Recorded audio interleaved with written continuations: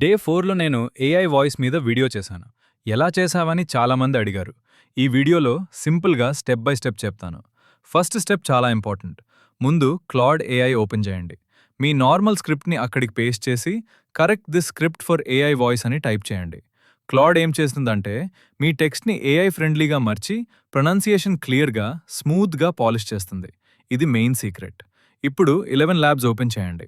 క్లాడ్లో polish అయిన స్క్రిప్ట్ని డైరెక్ట్గా 11 ల్యాబ్స్లో paste చేయండి. చాలామంది అడిగారు, బ్రో 11 ల్యాబ్స్లో క్రెడిట్స్ ఫాస్ట్గా అయిపోతున్నాయని. ఎస్, ఈ ప్రాబ్లం 11 ల్యాబ్స్ వెబ్సైట్లో ఉంటుంది. అందుకే నేనేం చేశానంటే ప్లేస్టోర్ నుండి 11 ల్యాబ్స్ యాప్ డౌన్లోడ్ చేసుకున్నా.